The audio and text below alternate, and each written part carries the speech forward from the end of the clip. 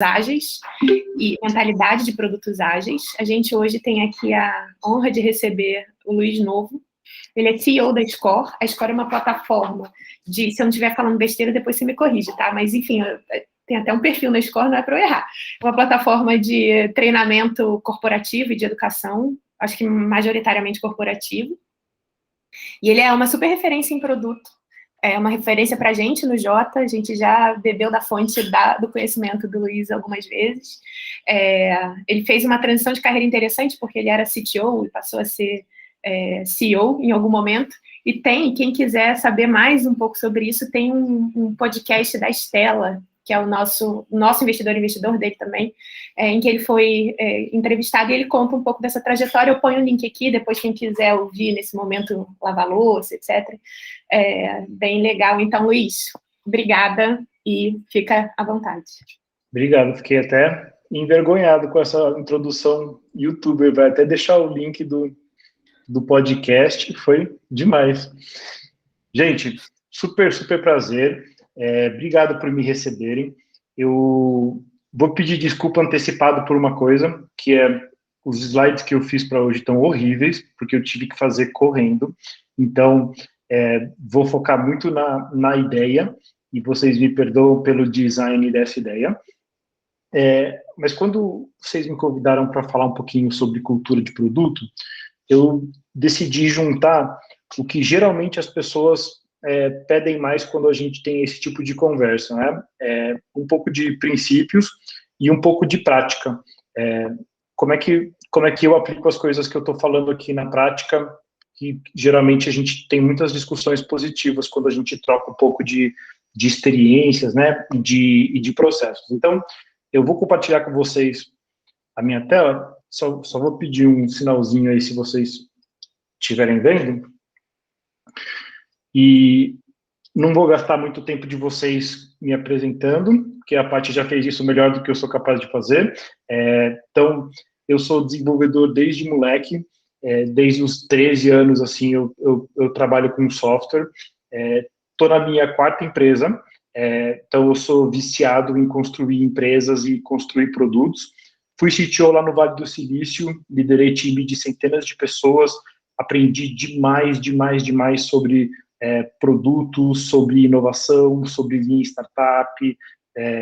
São coisas que criaram fundamentos, assim, né, na minha carreira de produto. Estou na minha quarta empresa, então, que é a Score, e sou mentor da Endeavor, né, de várias startups da Endeavor e de startups da Astela, quando o assunto é produto. Não porque eu saiba demais, mas porque tudo que eu sei eu gosto de dividir, gosto muito de conversar sobre esse assunto. Então, fiquem super à vontade, eu deixo meu e-mail no final da talk. Quem quiser falar um pouco mais, ou tirar alguma dúvida, ou trocar alguma ideia, estou super aberto a isso, tá? Então, sou hoje CEO da Score. A Score é uma plataforma de educação corporativa. A gente trabalha aí com empresas como Ambev, Via Varejo, XP, Bayer, geralmente mais para o enterprise, né? Apesar da gente estar cada vez mais vendendo SMB recentemente. Então, estamos ampliando um pouquinho o nosso mercado endereçável, né? Mas a gente não veio aqui para falar de Score nem de mim hoje, a gente veio aqui para falar de produto. Então, eu separei alguns princípios de produto que a gente segue aqui na Score. E a ideia era eu contar um pouquinho sobre esses princípios para vocês, e no final eu vou empacotar isso tudo com um exemplo de como funciona o nosso produto, o nosso processo de produto na prática de cabo a rabo. Tudo certo? Então, vamos lá. Primeira coisa que a gente aprendeu aí nesses 5 anos de jornada com esse time atual da Score, né? Times empoderados. Existe um conceito em produto do Marty Kagan que é times empoderados, né? E ele compara times empoderados com times de projeto. Qual que é a diferença entre os dois? Time de projeto é aquele time que a gente fala, vai lá e constrói essa ponte para mim, né? O time empoderado é o time que a gente fala, putz, preciso atravessar o rio. Descubram como.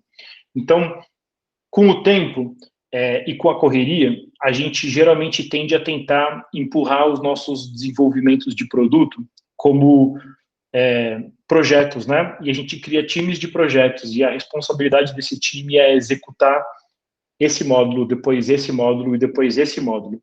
E isso cansa muito rápido o time de produto e o time de desenvolvimento, porque eles são pessoas que são drivadas por resultado, eles também querem entender qual é o impacto que eles estão criando na empresa, né? Qual é o resultado final desse trabalho que eles estão fazendo. Então, quando a gente trabalha produto aqui dentro da Score, a gente dificilmente vai dizer para um time, você tem que fazer um componente tal. A gente vai dizer para esse time, o nosso usuário não está conseguindo logar no Android, ou a gente precisa entregar conteúdo de um jeito diferente, ou a gente precisa aumentar a nossa taxa de clique da nossa newsletter, né? Então, a gente vai entregar para o nosso time o desafio que o negócio está querendo atingir, e não qual é o caminho que a gente acha que vai levar a gente para esse atingimento, né? Então, isso desenvolve no nosso time cada vez mais a capacidade de pensar como é que o produto gera benefício para o usuário final, e não como é que eu codo a feature que me pediram para codar, né?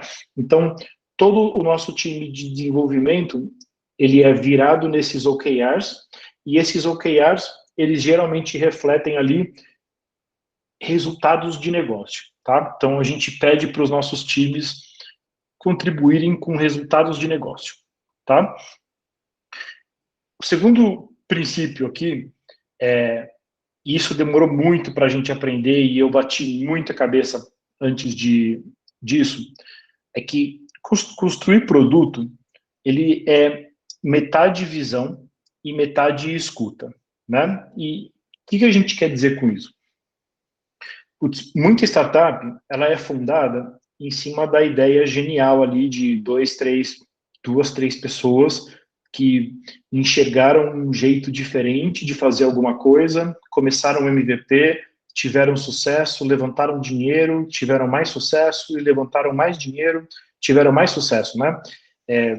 E muito desse sucesso e desse crescimento e desse crédito se deve à visão que esses founders tiveram, porque eles realmente enxergaram algo diferente, né? Esses founders e o time que eventualmente veio trabalhar com eles, né?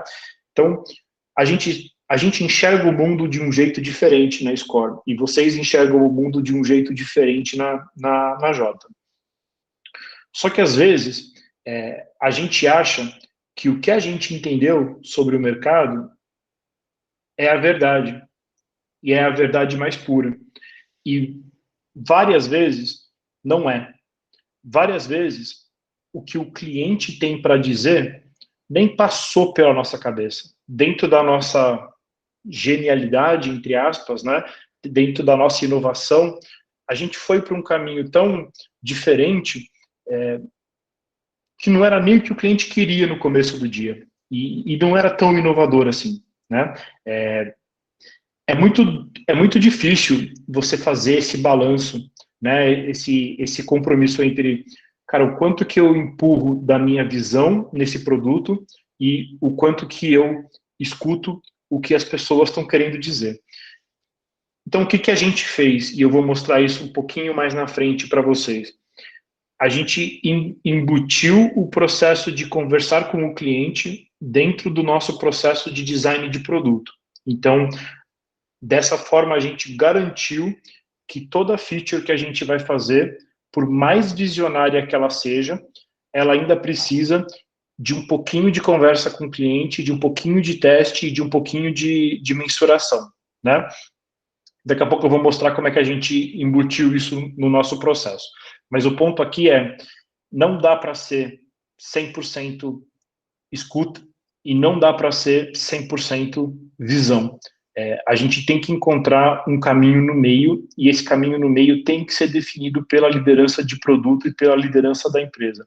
Então, qual é o pedaço desse produto que a gente está inventando e a gente vai se permitir ser diferente de todo mundo? Qual que é o pedaço que a gente precisa escutar o nosso cliente, ver o que ele prefere e fazer do jeito que funciona para eles?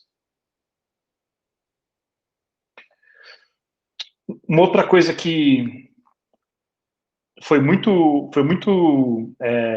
importante para a gente aprender e que ainda é uma preocupação muito diária nossa, é quanto tempo do nosso time a gente está investindo na coisa certa, né? Eu imagino que vocês, igual é com a gente, vocês têm um backlog infinito, certo? E a impressão do time de engenharia a gente nunca vai fazer tudo o que tem para a gente fazer. Então, esse é o nosso fato, né? É a nossa base. Então, assim, a gente sempre vai ter 100 vezes mais trabalho do que a gente tem capacidade de fazer nessa nossa próxima sprint, nessa nossa próxima release. Isso é uma verdade. Então, se isso é uma verdade, qual que é a grande pergunta de um time de produto? Cara, onde eu vou gastar o tempo que eu tenho? Se eu tenho 20 devs, se eu tenho 12 devs, né, eu tenho 12 dias de dev para usar hoje, onde eu vou usar? E quando a gente fala de futuro, né, geralmente a gente fala de roadmap. Então, vocês devem ter a versão de vocês de um roadmap, alguma coisa no Excel, em algum lugar, onde vocês projetam alguns trimestres ou alguns meses para frente e a gente tem algum chute de para onde nós vamos levar o produto. A gente vai fazer o nosso app, depois a gente vai lançar um módulo novo de relatórios, depois a gente vai fazer não sei o quê, não sei o quê, não sei o quê, né? E o que eu vejo, assim, muito nas mentorias e muito nas conversas que eu tenho com outros founders, que às vezes o time gasta tanto tempo projetando o futuro que eles acabam não gastando tempo suficiente para decidir o que tem que ser a próxima coisa, né? Decidir o que tem que ser a próxima coisa é uma disciplina de um bom time de produto. Então, a gente considera que o desenvolvedor, ele é um recurso escasso, né? Então, a gente nunca vai ter a quantidade que a gente gostaria de desenvolvedor no nosso time para fazer tudo que a gente quer fazer. Então, cara, o que vai ser o trabalho dessa galera nas próximas 2 semanas, e nas próximas 2 semanas, e nas próximas 2 semanas? Então, o desafio aqui é como é que eu garanto que eu estou passando tempo suficiente no futuro, mas que eu estou preservando a maior parte das minhas discussões ali, da minha energia, para discutir o que é próximo, né? E para decidir o que é próximo, não é uma resposta simples. Então, você tem features que o pessoal de vendas está desesperado porque está pedindo, você tem features que o pessoal de suporte está desesperado porque está pedindo, você tem features que o pessoal de customer success está desesperado, você tem features que os founders estão apaixonados por elas e eles querem ver essas features virando realidade, né? Então, você tem uma sequência ali de coisas que impactam a priorização, né? E cada um é um ponto de vista diferente sobre o que gera valor. Então, se você pedir para o seu time de suporte argumentar o que gera valor, eles têm claramente na cabeça deles o que gera valor. Puta, resolve tal bug, resolve tal bug, resolve tal bug. Isso vai gerar valor. Agora, se você conversar com vendas vai ter uma outra cabeça, que é lança tal feature e lança tal feature, né? Geralmente, o que a gente faz ali com essas coisas? A gente cria algum processo de roadmap ou de discussão ou de alinhamento interno, onde a gente mastiga isso tudo e define uma lista de prioridades para o time de produto, né? Vocês devem ter a versão de vocês disso.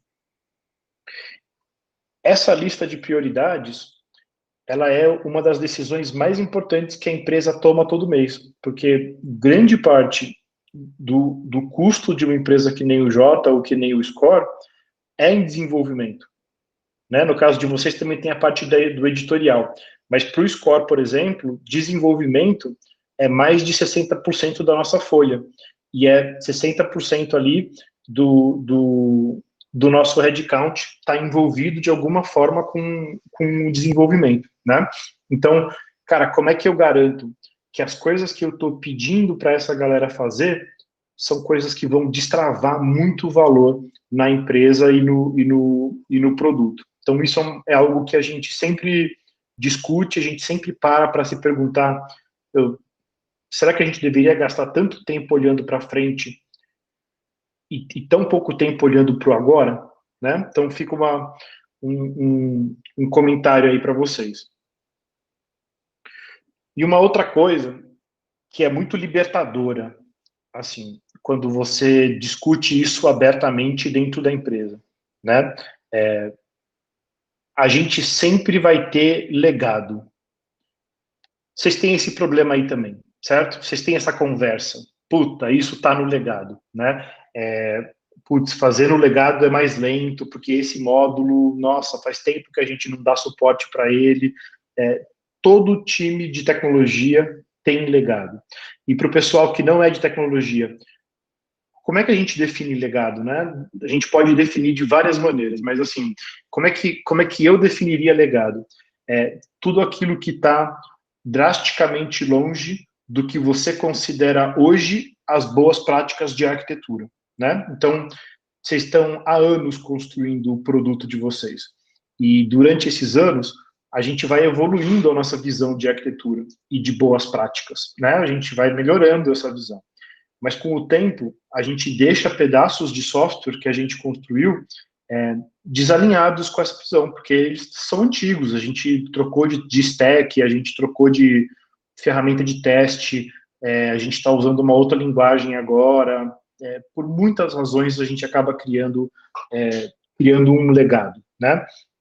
Então, a coisa mais libertadora que a gente teve dentro da Score foi quando a gente parou de sofrer com isso e a gente falou, isso é um fato. A gente sempre vai melhorar a nossa visão de arquitetura, então a gente sempre vai produzir legado. Então o legado não é uma coisa com a qual a gente luta, ele é uma coisa com a qual a gente trabalha. E um mentor nosso, que é VP de engenharia da Gympass, que abriu a nossa cabeça para isso. A gente estava lá vendendo projetos do tipo sair do legado, destruir o legado, acabar com o legado, e o que esse cara ensinou para a gente foi, cara, conviva com o legado e melhore a sua situação no legado. Não é só porque é código legado que ele não pode ser automatizado, que ele não pode ser melhor instrumentado, que ele não pode ser mais bem documentado, né? Então, quando a gente abraçou a ideia de que tudo pode ser legado e tudo bem a gente conviver com o legado, a gente também aprendeu que tudo que a gente fizesse no produto deveria levar a gente para uma situação mais positiva. Então, a gente chama isso de net positivo, né? O positivo líquido. Então, assim, apareceu uma feature nova para a gente fazer. Pô, o estado final de desenvolver essa feature vai ser uma gambiarra? Tipo, a gente vai piorar a situação que a gente tem hoje? Então, a gente não vai fazer. A gente vai fazer ela desde que a gente refatore esse pedacinho aqui do nosso código para deixar isso aqui um pouquinho mais bonito, um pouquinho melhor, um pouquinho mais instrumentado, um pouquinho mais fácil de dar manutenção, e assim vai. Então, esse foi um dos compromissos que a gente assumiu. Então, a constatação sempre tem legado. O compromisso sempre que a gente encostar no produto, a gente vai deixar ele um pouco melhor. Então, a gente criou um comitê de arquitetura, que eu vou mostrar para vocês como é que isso se encaixa no nosso processo já. E a gente avalia esses cards, né, todos os to-dos do desenvolvimento, para entender, cara, se a gente desenvolver esse cara, a gente está melhorando ou a gente está piorando a nossa situação de arquitetura. E aí, existe o desafio, né? O pessoal fala, puta, beleza, Luiz, isso daí é fácil. Agora, como é que eu decido que pedaço do meu código que eu vou refazer, né? E que pedaço que eu vou refatorar? Se a gente pudesse parar no tempo, pausar o tempo e reconstruir o nosso legado, te garanto que todo mundo faria isso. Para todo mundo que eu pergunto, confirma do mesmo jeito. Falaria, cara, se eu tivesse sem legado, eu estaria funcionando 10 vezes mais rápido, né? Mas a gente sabe que isso não é possível. Então, o nosso foco aqui é como é que eu melhoro cada feature que eu estou produzindo, investindo o tempo adequado para cada melhoria. Então, o que eu quero dizer com isso? Quando você tem código legado, né, quando você tem código que não é como você queria, você pode melhorar ele de várias maneiras. Você pode melhorar um pouquinho o código, adicionar uns testes, fazer alguma coisa assim. Você pode pegar e refatorar alguns componentes daquele produto. Puta, vamos refazer essa página, vamos trocar esses campos, vamos refazer esse cara. Ou você pode decidir reescrever um serviço inteiro. Falar, puta, meu, esse serviço é muito ruim, faz muito tempo que a gente tem problema com ele, precisamos refazer, né?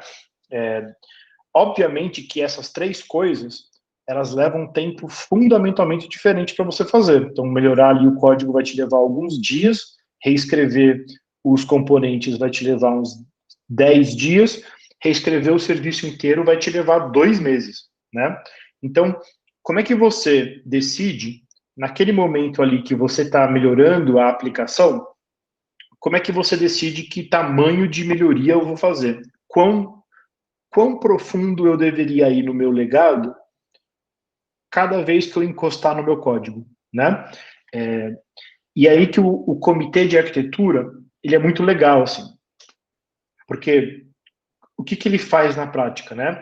Para cada feature que entra, a gente analisa rapidinho como é que eu melhoro esse ambiente dessa feature, desse componente e desse serviço, né?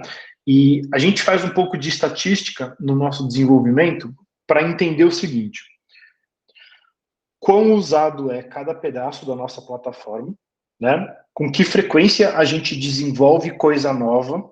Tipo, é um código que está parado há 3 anos ou é um código que a gente entrega melhoria nele 3 vezes por semana, né? Quão longe ele está da nossa arquitetura ideal? Então, putz, esse cara aqui está super animal, é como a gente gosta, a nossa stack, o nosso tudo, mas esse cara aqui é muito bizarro, é uma tecnologia que a gente usou 5 anos atrás e nunca mais usou, ninguém sabe dar manutenção nesse código, tá? E quão ultrapassado está a visão desse componente. Putz, a gente fez isso há muito tempo, nem é como a gente gostaria que fosse. Então, qual que foi o trabalho que o nosso time fez e faz aqui com frequência? A gente montou esses atributos no Excelzinho e a gente colocou ali todos os nossos componentes lá dentro. Então, qual que é a ideia? É a gente ter um mapa para saber, cara, que pedaços da nossa arquitetura estão alinhados com o que a gente quer ou desalinhados com o que a gente quer ou muito desalinhados com o que a gente tem de visão ideal, né? Para que em cada momento de priorização a gente possa discutir quando que chegou a hora de matar esse pedaço do nosso legado, né? Então, um pouco da boa prática de como lidar com o legado, para fechar esse assunto, cara, eu entendo qual é o tamanho do meu legado, fatiando esses meus componentes, entendendo como eles são usados e como eles são desenvolvidos, e aí com cada featurezinha nova que eu executo, eu vou lá e eu melhoro um pedaço desse produto. É assim que a gente lida com o legado e não criando um inimigo dentro da empresa que é vamos matar esse cara, é melhorando ele a cada interação de produto. Uma outra coisa que é um pilar para a gente de valor aqui é o seguinte: Customer Experience faz parte da entrega de produto completo. O que isso quer dizer? Isso quer dizer que a gente considera que o suporte, né, o atendimento ao nosso cliente é uma responsabilidade do time de produto. Então, dentro da Score, o time de atendimento fica dentro do time de produto, tá? A gente tem uma visão bem peculiar sobre isso, a gente sabe que é muito particular ali o jeito como a gente trata isso, mas qual que é o racional, né? O nosso cliente, ele contrata o nosso produto para atingir um objetivo. E se ele não atinge esse objetivo e ele precisa de ajuda para chegar lá, é ali que entra o nosso suporte. O nosso suporte também está ali para ajudar o cliente a chegar no objetivo que ele está planejando. Então, para a gente, o suporte faz parte do produto. Então, todas as documentações do produto, toda a estratégia do time de suporte, toda a priorização dos problemas, dos bugs e etc., são consequências disso. Então, o que a gente fez aqui no Score? A gente tinha 4 pessoas no nosso time de suporte, né? E a gente juntou esse time com um time de 3 desenvolvedores e falou, olha, esse é o time da sustentação. Então, essa é a galera que recebe os tickets e que resolve os problemas para os nossos clientes, né? Essa não é necessariamente a forma como todo mundo tem que atuar. Foi muito particular nosso, né, dessa nossa cultura de produto, né, de suporte ser parte do produto, e da gente entender que quanto mais quanto mais capacidade técnica eu der para o meu time de suporte resolver os problemas que eles têm que resolver, mais rápido eu entrego para o meu cliente o desbloqueio do que o está bloqueando, né? Porque o cliente não gosta de interagir com o suporte. O cliente quer interagir com o suporte para resolver alguma coisa que está acontecendo ou para tirar alguma dúvida. Então, a gente investe muito em documentação do produto. Então, isso também faz parte das atribuições do time de produto, né? Ter boas documentações. E no suporte é ter toda a ferramenta que a gente precisa para resolver o problema do cliente em pouquíssimas horas. Então, esses foram os drivers que trouxeram a gente para os SLAs que a gente tem hoje, que é de resolução de problemas críticos em pouquíssimas horas, 0 bugs na fila, porque a gente estruturou o nosso time para trabalhar com isso. Então, suporte para a gente faz parte da entrega de valor de produto, tá? Uma outra coisa que a gente aprendeu aqui, e juro está acabando, uma outra coisa que a gente aprendeu aqui é o seguinte, cara, não dá para o time de produto não conhecer sobre o produto. A gente tinha casos aqui de desenvolvedores que pegavam uma feature para fazer, e eu vejo isso em muita empresa, em muito lugar. O desenvolvedor pega uma feature, é o módulo de preview ali que não está funcionando. E o cara está codando a feature sem saber o que é o módulo de preview, porque ele nunca testou o produto, ele nunca viu esse módulo, né? Isso parece besteira, mas isso gera um pedágio gigantesco no nosso tempo de desenvolvimento, porque o cara não conhece a feature, ele tem que entender, ele não entende sozinho, ele precisa da ajuda de alguém, esse alguém vai explicar de um jeito X, ele vai entender de um jeito Y, vai codar de um jeito Z, né? E depois o cara que pediu a feature no começo da história vai olhar e vai falar, nossa, isso não tem nada a ver com o que eu pedi. Muito disso acontece, pelo menos em muitas empresas que eu converso, pela falta de domínio que o time o time em geral tem sobre o produto. Então, aqui no Score a gente faz muitas sessions assim de treinamento, ensinando para o nosso time mesmo como funciona o nosso produto, como usar, o que são as opções, para que elas servem. Então a gente investiu muito nisso, porque a gente percebeu que isso estava sendo um pedágio.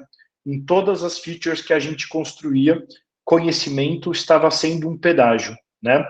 E isso muito drivado por documentação.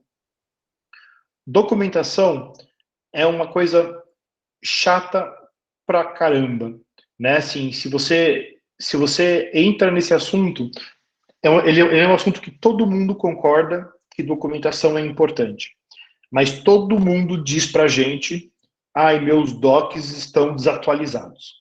Todo mundo, tá? Todas as empresas têm dificuldade de manter uma documentação viva e clara e realista sobre o produto, sobre o que eles estão fazendo. Como é que a gente, não vou dizer que resolveu isso, mas como é que a gente aliviou muito isso aqui dentro? A gente transformou a documentação numa etapa da entrega de produto. Então, você não conclui um card se você não documentar o que você fez naquela feature, naquele projeto, né? Por quê? Porque a gente aprendeu que cada vez que a gente mexer no produto, Se cada vez que a gente mexer no produto, a gente mexer na documentação, a gente garante que a documentação vai estar sempre em dia e que o próximo dev ou a próxima pessoa que for trabalhar nisso vai ter muito mais condição de fazer um bom trabalho do que uma pessoa que vai chegar e vai ver um documento que está há um ano desatualizado, né? Então, a gente transformou o processo de documentação numa etapa do nosso processo de produto. Então, só para mostrar para vocês como é que né, o nosso processo de produto, acho que vai ajudar a dar um pouco mais de clareza de por que aquelas premissas que eu falei foram tão importantes para a gente. Então, como é que funciona? A gente tem um roadmap, né? Esse roadmap tem algumas features que a gente quer desenvolver, elas estão priorizadas, tem algumas delas que a gente decidiu que vai trabalhar agora, né? São as nossas próximas 4 ou 5 ou 10 ou 12 coisas que são importantes para o nosso trimestre, são importantes para o nosso mês, que seja. Esses caras, eles entram num board do Asana, mas que poderia ser do Trello, do Gira, sei lá o que vocês usam, poderia ser, com certeza, da ferramenta que vocês usam, né? Então, a gente decidiu trabalhar nessas 10 coisas. A gente puxa eles para inbox. O que acontece depois? A gente vai puxando cards, né, de dentro do inbox, a gente puxa eles para design. No design, é quando a gente traz a voz do cliente, que eu falei para vocês no começo aqui da apresentação.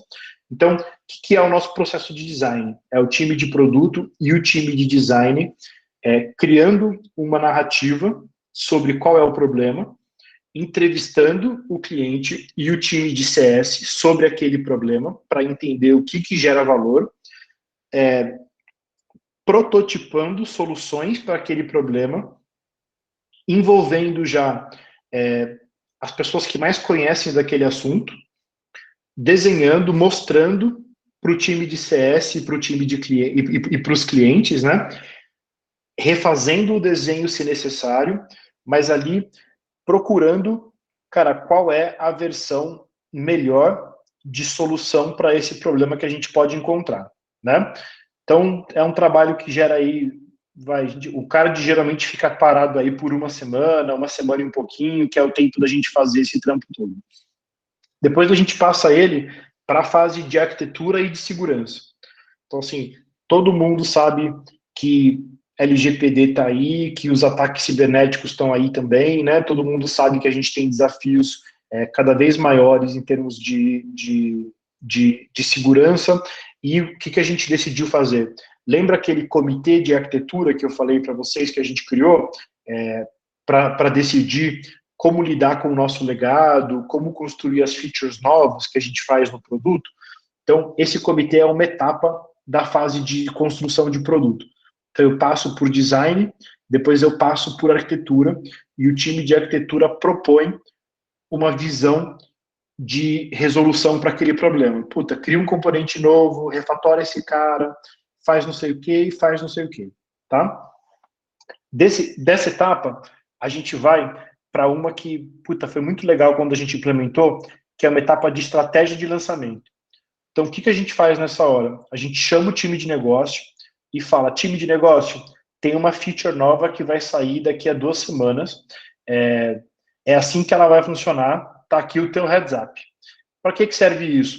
Para o time de marketing começar a preparar comunicado, para o time de suporte começar a preparar artigo, tutorial, para o time de CS começar a avisar os clientes, né, que essa feature vai acontecer. Então, a gente geralmente faz isso para features grandes, né? A gente usa essa etapa aí para features grandes.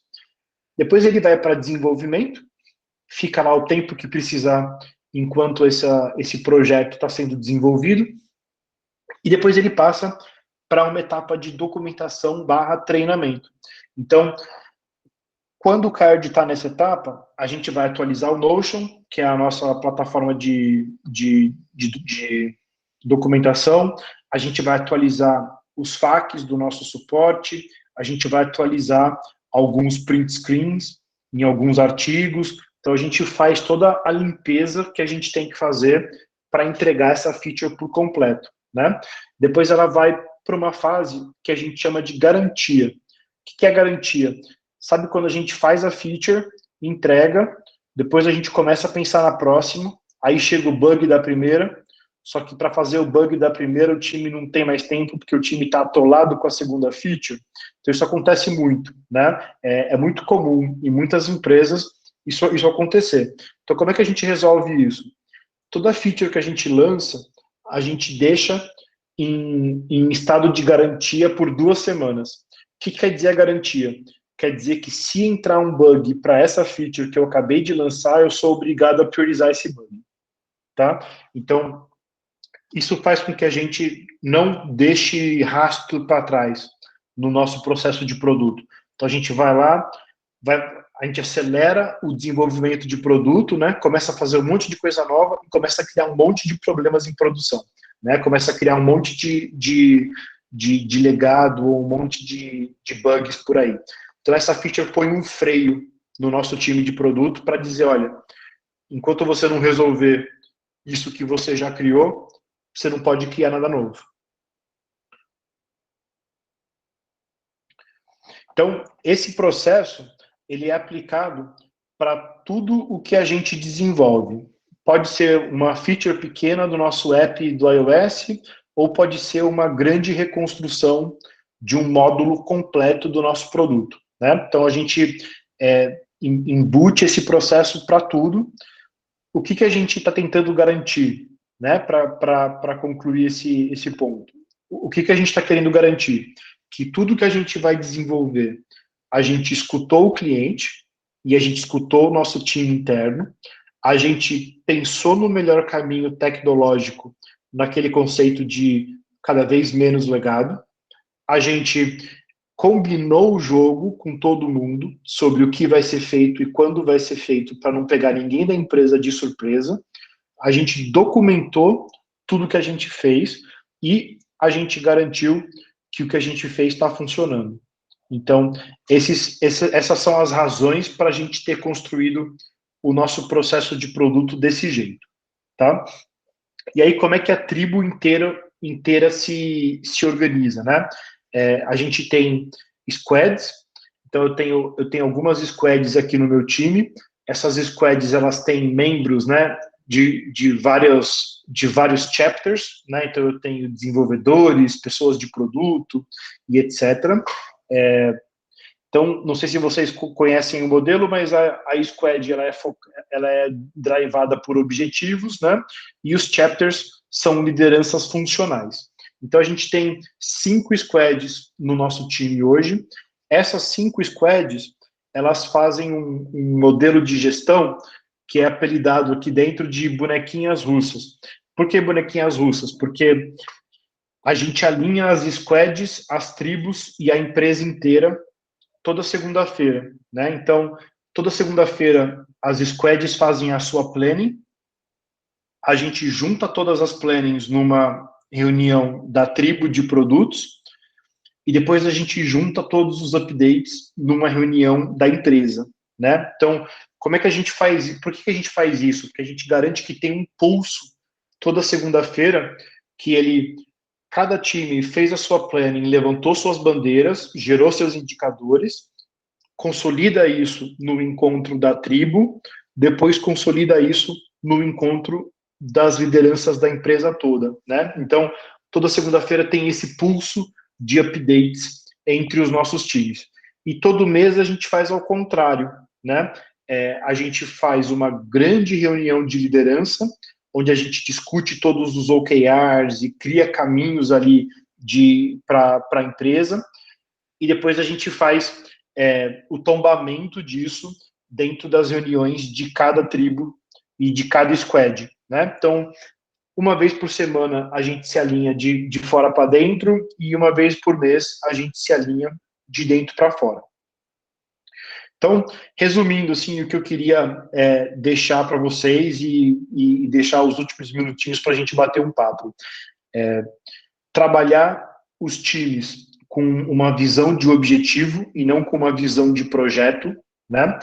Entender que metade do nosso trabalho é genialidade, metade do nosso trabalho é escuta, é conversar com o cliente, entender que tão importante quanto pensar no futuro é a gente pensar na priorização do agora, tipo, onde eu vou gastar o tempo do meu time, onde vale a pena gastar o tempo do meu time, né?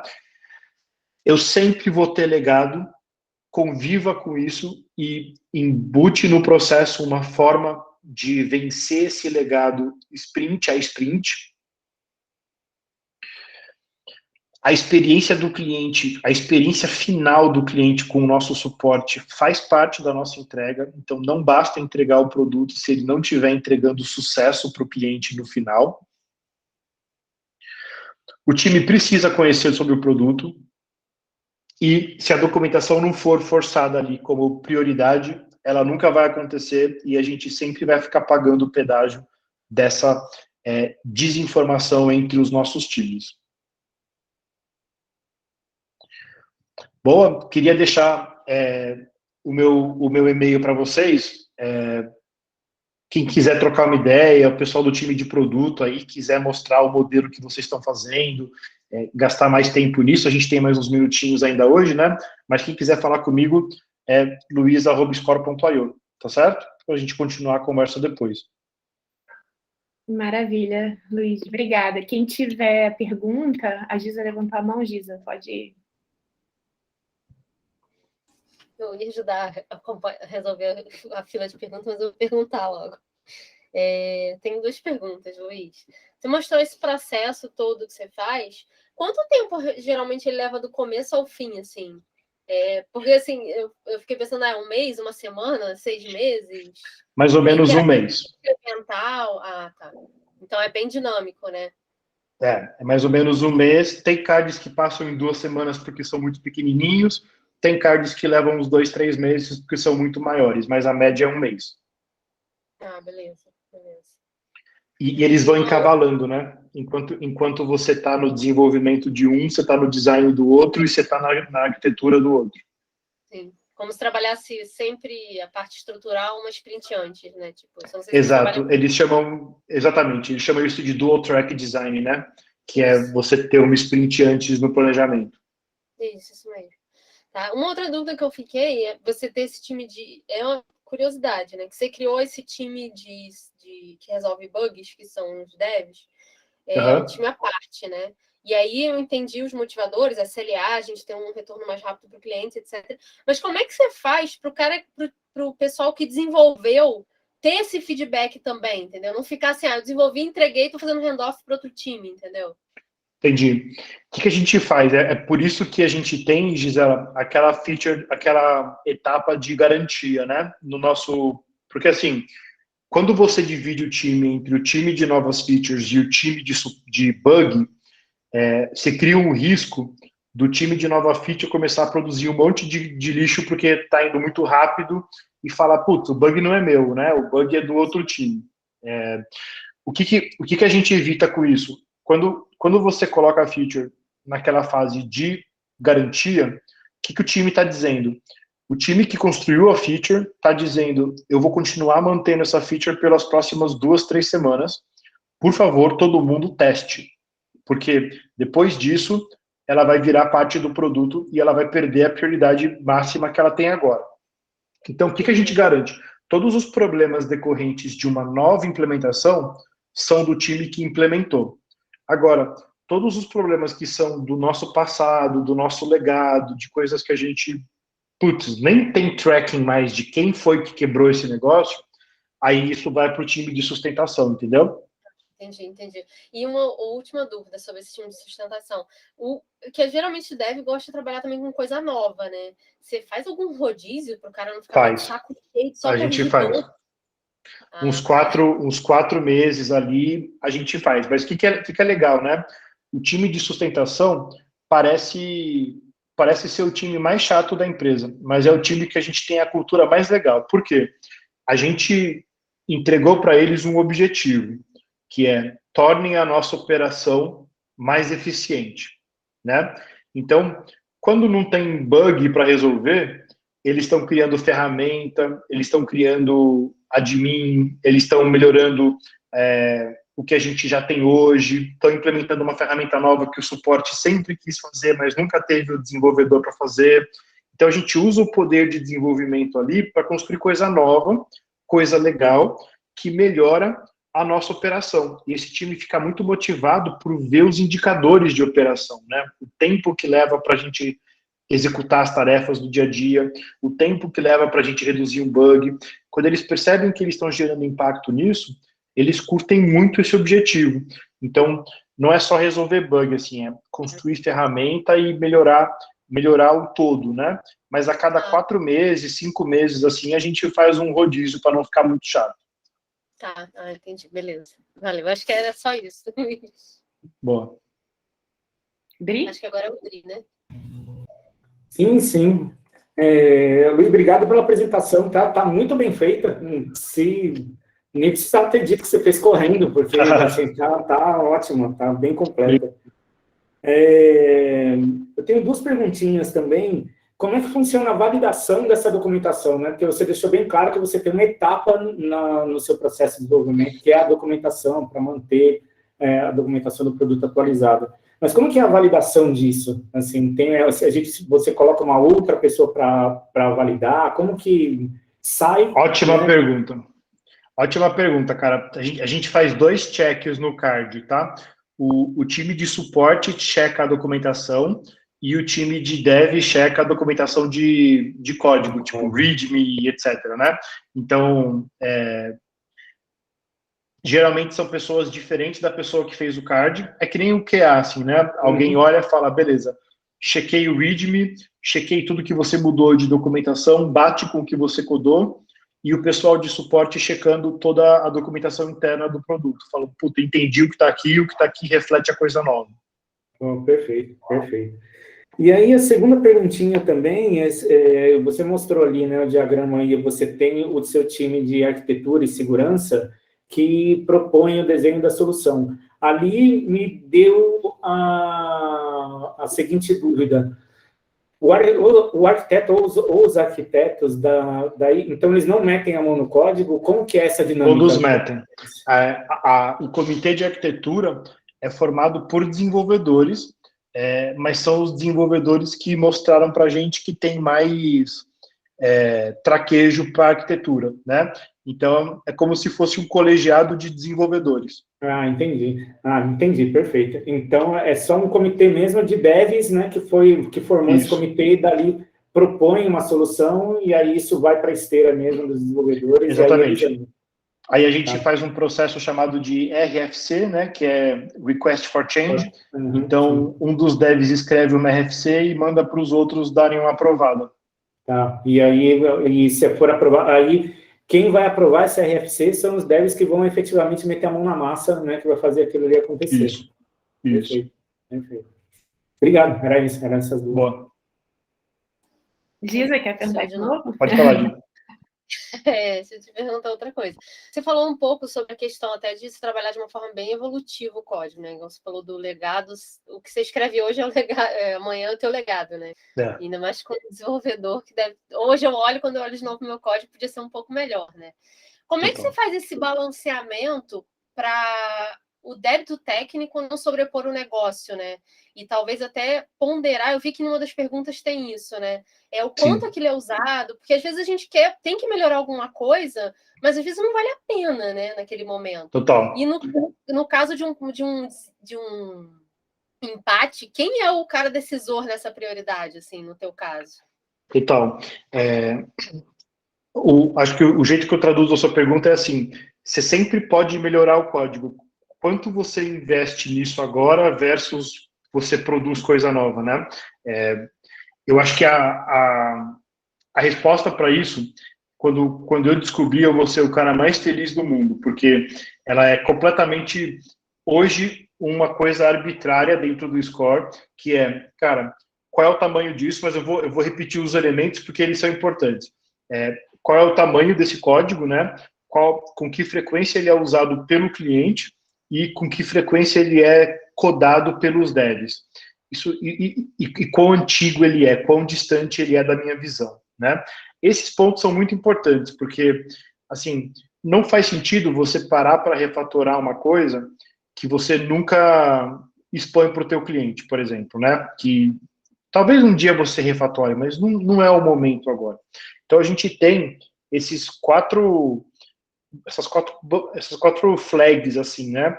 Para cada um dos componentes do nosso produto, tá? Que é um trabalho meio chato de fazer, mas é muito legal sentar com o time e falar, cara, quais são os 25, 30 componentes do nosso produto e como é que a gente está em cada um deles naqueles aspectos ali que eu falei, né? Ajuda muito a tomar essa decisão.